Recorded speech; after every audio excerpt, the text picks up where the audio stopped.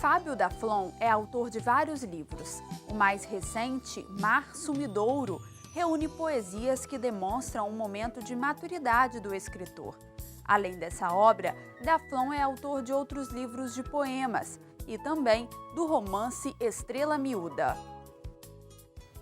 Olá, começa agora mais um programa, Um Dedo de Prosa. É o nosso espaço aqui na TV Alhes para falar sobre literatura. E hoje o programa Um Dedo de Prosa recebe aqui no estúdio um parceiro já das nossas entrevistas. É o escritor Fábio Daflon. Fábio, seja muito bem-vindo ao nosso programa. É um prazer estar aqui novamente, sabe, a satisfação, e eu vou procurar responder da melhor forma possível. Com certeza. Eu falei que o senhor é um parceiro aqui do nosso programa, porque não é a primeira vez que o senhor vem aqui, claro. que a gente bate um papo. E hoje o senhor traz novidades pra gente, né? Uma nova obra, que é o livro Mar Sumidouro. Vamos começar por ela, Fábio? Vamos. Vamos começar nosso bate-papo por ela. Conta um pouquinho pra gente, é um livro de poesias. Sim. Como surgiu a ideia desse projeto? Surgiu de um amadurecimento poético. Eu fiz o curso de especialização em estudos literários na UFES e perdi a inocência literária, né? Comecei a estudar figuras de estilo, metrificação, essa coisa toda.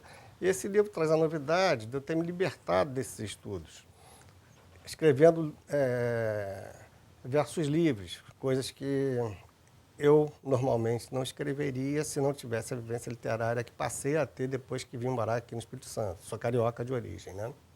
E são poesias novas, então? São inéditas? Não, todas não. Aqui eu trouxe alguns livros. Uma outra poesia veio do livro Mar Ignóbil, sabe? Uma outra poesia veio do livro Gesso e Caliça. E uma outra poesia veio do livro Algo Sem Gesso. Algo Sem Gesso porque eu tenho um irmão ortopedista, ele escreveu metade dos poemas eu escrevia. Foi uma parceria. E como ele só trabalha com gesso, eu falei, não, fora do trabalho, Algo Sem Gesso. Depois escrevemos Gesso e Caliça e o Mar Ignóbil é um livro solo meu. Então, tem alguns poemas que já foram publicados, mas também tem poesias inéditas. O livro Mar Sumidouro. Não, 90%, mais de 90% são poesias inéditas. E de que fala essas poesias? Tem alguma coisa a ver realmente com o mar? Esse título foi uma referência aos poemas? Como é que foi essa organização? Não há poeta que não fale do mar. Tá? Até porque, do ponto de vista corporal, nós somos 70% água e 30% carne. Onde se situa a alma dentro disso tudo é um pouco da temática do Mar Sumidouro, tá? Cujo título é inspirado no olhar. No mar, as ondas vêm, e às vezes vêm fortes, como também vêm as fortes emoções ao olhar. Mas elas têm que ter um caminho de retorno do montante de água que chega à praia por algum lugar. Então elas retornam num ponto onde não há onda e se formam os valões. E é ali que aquele incauto vê o espelho d'água e dá o seu mergulho e é sugado. Do ponto de vista geológico, Mar Sumidouro é aquele que entra na terra e depois sai numa várzea, num outro ponto. Então, tanto tem a ver com realidade marítima, geológica ou subjetiva. Alma, corpo, metáforas do mar dentro do corpo. Disso trata basicamente o livro Mar Sumidouro e trata também da cinquentena, que é o único livro que eu vi tratar dos 50 aos 60 anos, é a Lira dos 50 anos do Manuel Bandeira, que é completamente diferente, quem dera. E qualquer nome de poeta ou escritor que eu cite aqui não é uma influência, é um gosto, é uma afetividade que eu tenho por esse poeta, porque contribuiu para a minha existência, né? Então, o Mar Sumidouro veio sendo realizado ao curso do tempo, tanto é que eu resgatei poemas de outros livros. Eu resgatei poemas que estavam no sumidouro, digamos assim, né? Que diziam de mim ainda dentro do contexto que eu pretendia, sabe? Foi muito prazeroso escrever, muito difícil,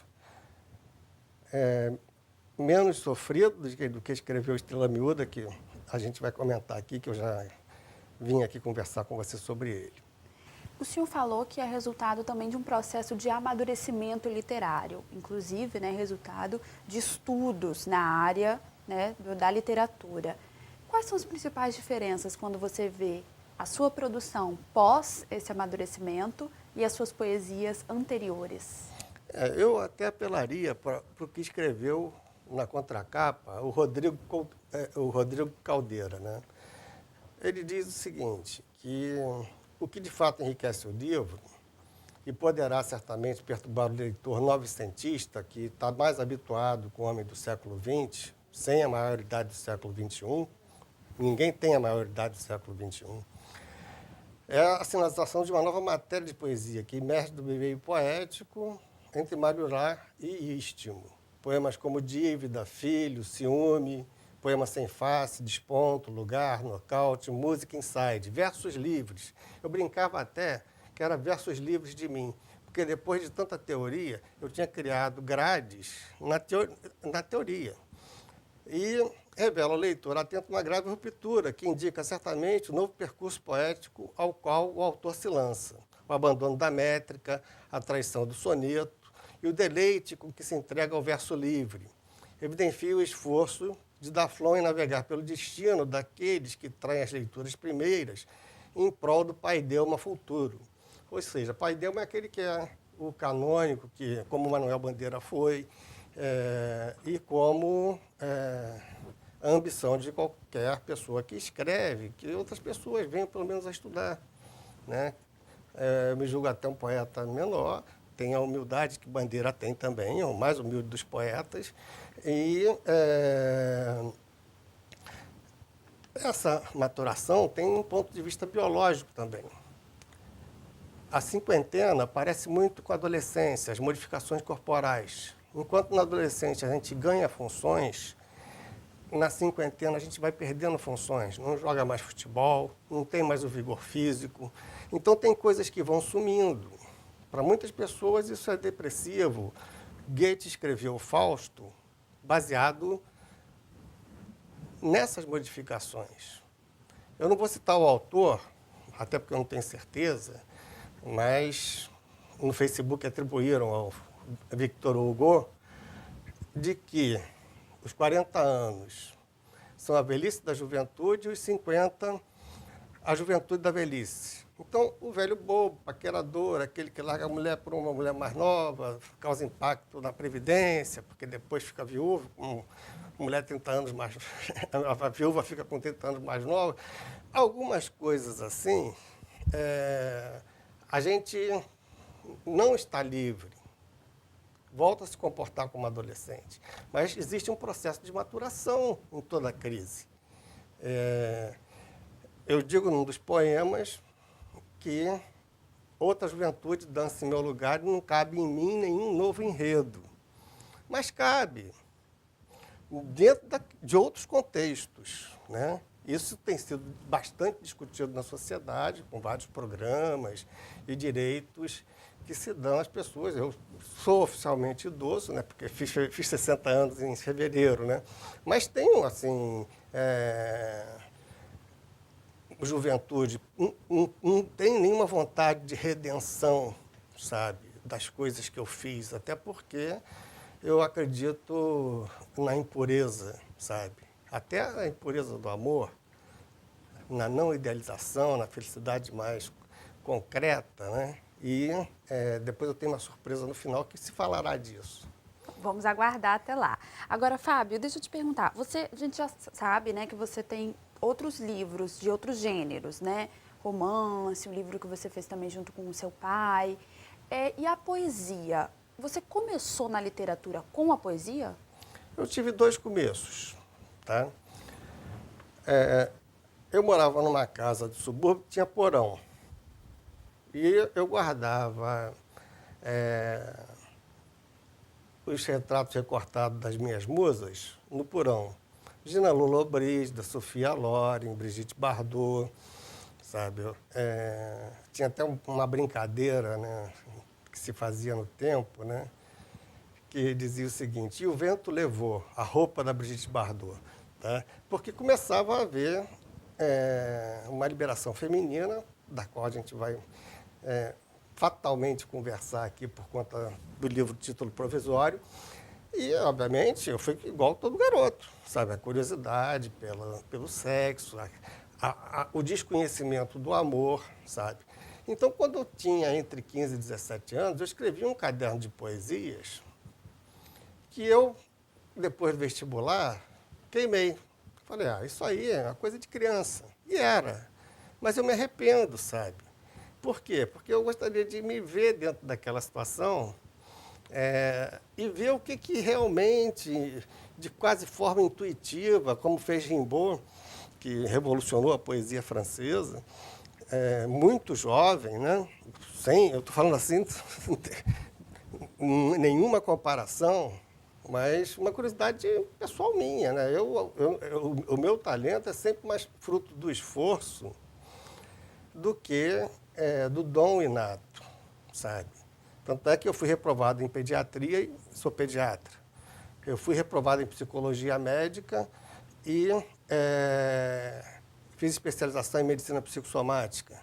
Então, diante do que eu gosto, eu hesito. Talvez seja uma covardia que me mobilize a vencê-la, né? A coragem está sempre em vencer a covardia. Ninguém se joga na boca de um canhão porque quer ser herói. Ele não tem saída, exceto pessoas como Nelson Mandela, né? Mas a gente está falando de pessoas canonizadas sem precisarem ser santos de qualquer igreja, né? E, Fábio, o nosso primeiro bloco está chegando ao fim, só que eu queria encerrar conhecendo um pouquinho mais do seu livro, dando essa oportunidade do pessoal de casa conhecer também um pouquinho mais. Queria pedir para você ler uma poesia para a gente, pode ser? Vou ler uma poesia que é para quase uma pessoa muito parecida com a Leila Diniz. Ela se chama Natália Gadioli, é atriz. Ela está no Rio de Janeiro no momento, está recebendo o livro essa semana. E ela saiu do Mar Capixaba. Então, eu optei, ao invés de falar das minhas profundezas, embora eu tenha aqui aproveitado mais canchas, eu vou fazer essa homenagem à mulher capixaba, que às vezes é tão agredida por tanta violência, por tanto ciúme, por tanta falta de compreensão e por tanta imaturidade masculina. Eu não acredito no bem e no mal. Eu acredito na paixão e na ética. E a ética é um instrumento de controlar a paixão, sabe? E esses crimes passionais precisam acabar. É muito difícil para um cara careta, sabe? E que não tem taco para conviver decentemente com uma mulher, às vezes um falso moralista, matar uma mulher, né? Então a Musa Capixaba também em homenagem, isso nunca vai acontecer com a Natália, que é uma pessoa extremamente inteligente, mas uma homenagem à mulher capixaba e que saiu do mar. As conchas dos teus quadris, encarnadas pelo sol, saíram do mar capixaba, sobre as pernas torneadas. E tuas unhas, pintadas nas pontas dos dedos, pelo rubor do teu sangue, derrame pelos teclados notícias do dia a dia. Diria que os teus olhos tão amáveis, são de um verde veronês de matriz italiana, mas podem lembrar o mar e também folha dos mangues. Tua pele, areia branca, alisada pelas ondas, tem a textura macia, é rastro da luz da lua embebida em elixir de absinto. Perfume de ir aos bailes, de forró em Itaúnas, de ir às danças da vida com ritmo de alma e corpo. Não sei por que um poeta nunca cantara antes teus sorrisos e os teus braços, teus cabelos de negrumes, teus outeiros femininos e o teu sorriso de um alvo, de clara sinceridade, clara claridade, linda musa capixaba. Muito bonito, parabéns, Muito Fábio. obrigado. A gente vai continuar conversando daqui a pouquinho, tá bom? Muito prazer. Bom, o programa Um Dedo de Prosa vai fazer um breve intervalo, mas já volta, ainda tem muito bate-papo pela frente, não saia daí.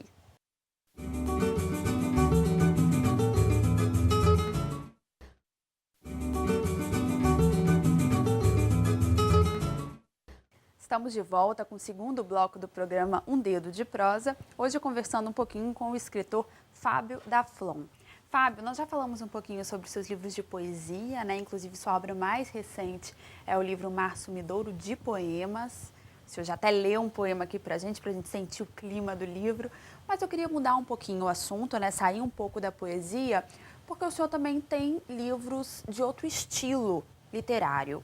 Inclusive, um dos projetos, né, futuros é a reedição do livro Título Provisório, que é um dos livros que estão aqui na nossa mesinha. Eu queria que o senhor falasse um pouquinho, porque essa já é uma obra diferente. Não é isso, Fábio? Conta um pouquinho pra gente desse projeto, dessa obra. No primeiro bloco você me perguntou como eu tinha começado com a literatura. Esse foi um recomeço. Aliás, tudo é recomeço.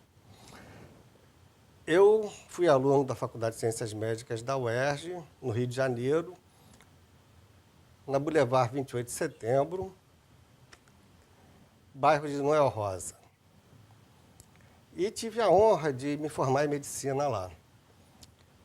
A Faculdade de Ciências Médicas, nos anos 60, ela foi inovadora e ela faz parte da Universidade do Estado do Rio de Janeiro hoje, que se chamou UEG, antes da fusão, Rio e Estado do Guanabara e Estado do Rio. E uma primeira tentativa de existência dela foi em 1935. Esses contextos são abordados de forma mais ampla na segunda edição. Em 77, a gente queria reabrir o centro acadêmico que tinha sido fechado nos anos de chumbo. Isso foi uma decisão da diretoria da escola. E, em 68, tinha sido morto um aluno, morto a bala, numa manifestação na porta da escola, que está até fotografada aí no livro, em que ele, na primeira participação de uma manifestação, até porque era dentro da escola, era na Boulevard 28 de Setembro, o pessoal saiu, um radiologista, desenhista, tinha feito um desenho da Estátua da Liberdade Brasil 68, e existia em mim uma curiosidade de como tinha acontecido a morte desse rapaz, porque quem chegou à faculdade em 73, como eu cheguei, já não encontrou nenhuma proposta de guerrilha, encontrou um fim de governo Médici, onde a guerrilha tinha sido derrotada, e quando a gente ia reabrir o centro acadêmico, houve a decisão minha de tentar escrever sobre a morte desse rapaz. Mas era tanta informação reprimida que eu nunca consegui escrever uma linha nesse jornal, tá? Que ainda existe. E quando eu escrevi o livro, já não dava mais tempo de escrever no jornal, já estava saindo da residência médica. E existem heranças dessas gerações que são importantes serem discutidas, tanto do que aconteceu em 35, tanto do que aconteceu nos anos 60 e as bandeiras dos anos 70, que resultaram em modificações de Constituição, na Constituição de 88, e coisas que hoje nos incomodam e que antes não nos incomodariam. E como o senhor está pensando essa nova edição desse livro? Traz alguns dados novos, né? Alguma parte do estudo assim, que é inédita? Ou vai ser mesmo bem fiel a essa primeira edição? Como é que vai ser isso? E quando? Já tem mais ou menos uma ideia de quando vai sair? Eu fui convidado pela Associação de Ex-Alunos da Faculdade de Ciências Médicas, pelo Dr. Walter Gouveia, a reeditar. Eu não quis. Ele digitou todo o livro, e mandou para mim por e-mail. Quebrou minha resistência. Aí eu refiz entrevistas, e tem muita coisa, tem 430 páginas. Ou a gente edita em 3 partes, ou edita com a função de manter esses blocos que eu lhe falei. De 35, de 60 e de 70, que eu gostaria de falar com você um pouco. 60 foi um pouco consequência do que vinha já acontecendo nos anos 50, modificação de costumes, rock and roll, juventude transviada. Essas coisas resultaram em fatos fantásticos. E já tem uma ideia de quando vai sair o livro? Ano que vem, com certeza ano que vem. A proposta é para o próximo ano. Porque foi um trabalho que tem que ser lido também por outras pessoas, discutido, está entendendo? Questões de solicitação de direito de publicação, de trechos eventualmente achados na internet ou em outros livros.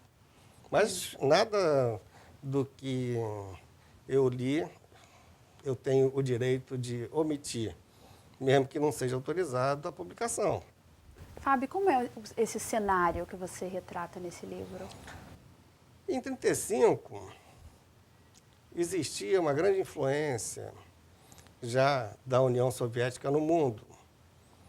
Da mesma forma que na Idade Média houve uma grande influência do cristianismo. Da mesma forma que o Império Otomano era baseado na religião islâmica. Qualquer doutrina, seja ela política ou religiosa, historicamente ela se impôs pela força. Ideias do socialismo são aproveitáveis. A ética cristã, quem vive dentro dela, tem menos problemas para viver, não tenho nada contra a religião. Eu tenho, assim, ressalvas grandes da entrada da religião no Estado. A última tentativa que está sendo feita nesse sentido é o homem-bomba. Ou o Estado se torna religioso, ou eu não existo. É o fundamentalismo. Sim. E existiram momentos de fundamentalismo. No Brasil, em 1935, o Centro Dom Vital foi criado e a história do cristianismo brasileiro é antes e depois de Jackson Figueiredo e de Alceu de Amoroso Lima.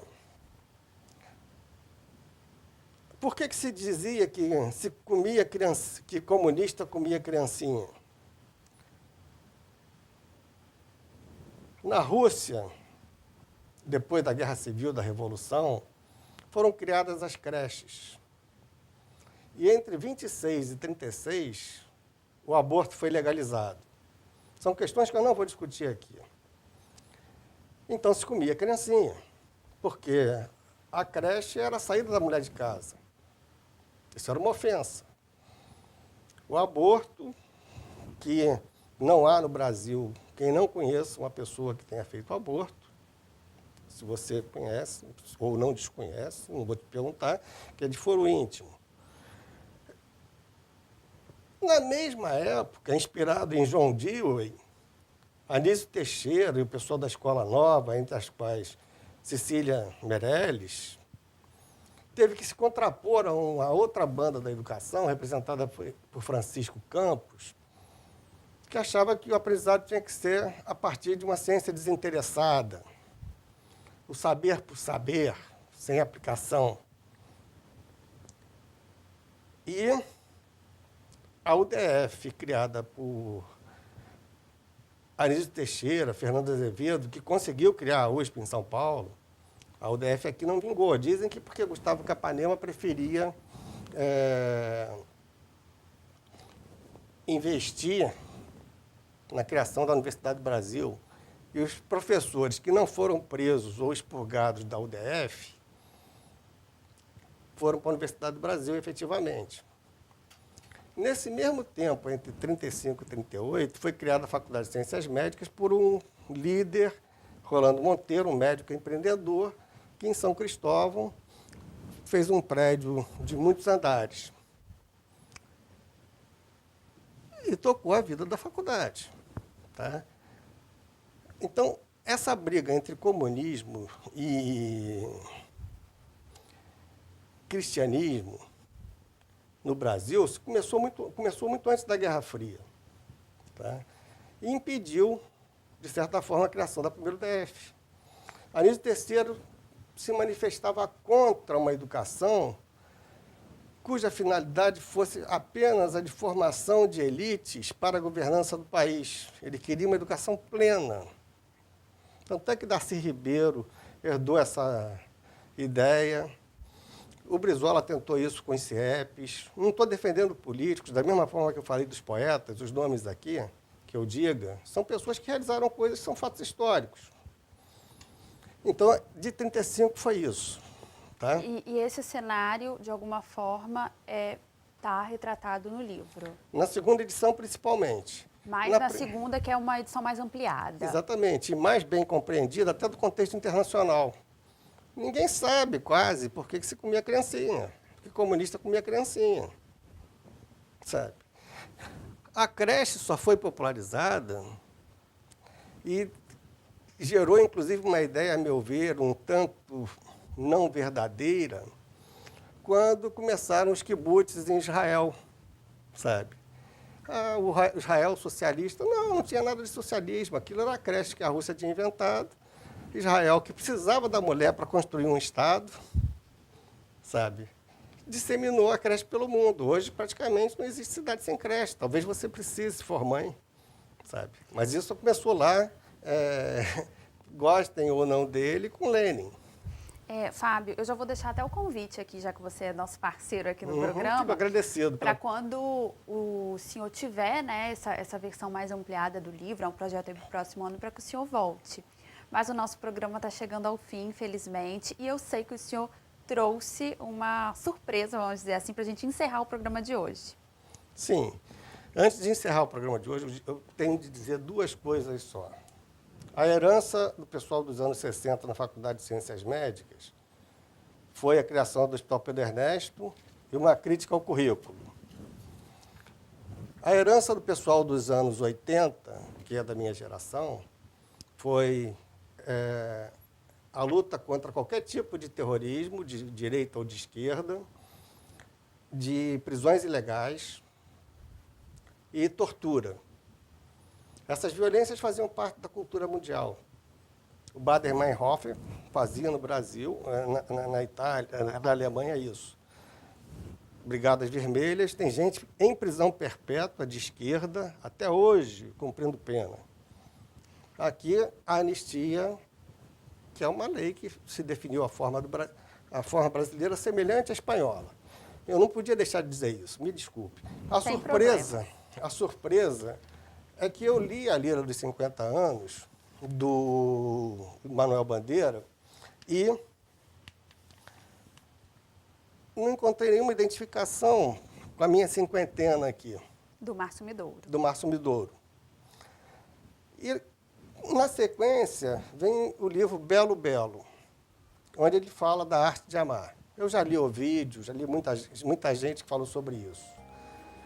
Vamos ao que Bandeira nos diz, que se identifica plenamente com o que eu penso. Arte de amar.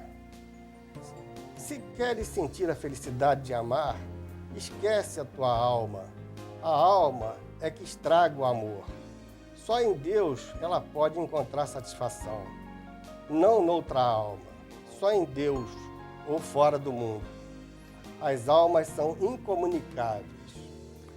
Deixa o teu corpo estender-se com outro corpo, porque os corpos se entendem, mas as almas não. Fábio, eu quero agradecer a sua presença aqui no programa, deixar o nosso programa de portas abertas, que você esteja sempre à vontade para voltar para a gente conversar, porque assunto a gente tem. Tem, com certeza. E eu agradeço assim, o seu carinho, a sua competência, e estou trabalhando para merecer voltar. Com certeza. Muito obrigado. Bom, o programa O Dedo de Prosa de hoje termina por aqui. Você pode nos enviar sugestões. Nosso e-mail é tvales.es@gmail.com. Eu agradeço a sua companhia. Até o nosso próximo encontro e continue com a nossa programação aqui na TV Ales, o seu canal cidadão.